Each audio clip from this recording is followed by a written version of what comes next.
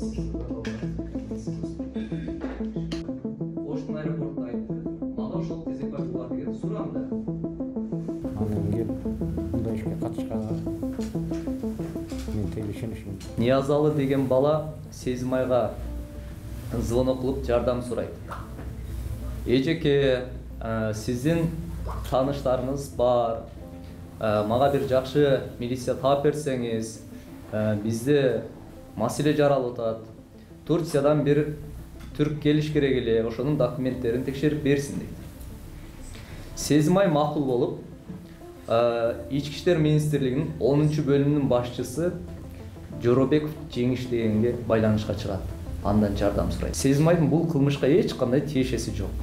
Ал эми ошол УКМК айтып жатпайбы сиздергечи? Инвесторду аэропорттон маскачандар пистолет такап, башына пакет кийгизип уурдап алып кетиштир. Окуя такыр андай болгон эмес. Болгону бул Нияз менен гана жакшы мамиледе болгон.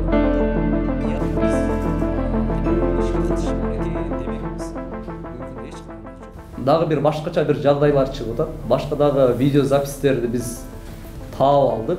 Эгерде УКМК өзү мыйзамдуу негизде ишти алып барбай турган болсо, анда биз ал видеолорду да чыгарабыз. Себеби бизге жеткен маалыматтар боюнча, биздин версиялар боюнча, ошол Нияз деген өзү УКМКнын сотрудниги. Биздин версиялар боюнча, бизде ал боюнча маалыматтар, сүрөттөр, видеолор баары бар. Болгону биз азыр чыгарбай турабыз. Ошол тарых боюнча талашыбыз. Адабият боюнча талашыбыз.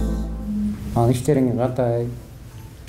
Аралашпа, тынч жүр, өзүңдүн жолуңда, ишиңди кыл деп гана ушундай маселелерден сүйлөшүбүз. Анан мындай иштер боюнча эч кандай сөздөр болчу эмес, болгон эмес. Ошол анан кийин мындай ишке катышканга мен тең ишенишим.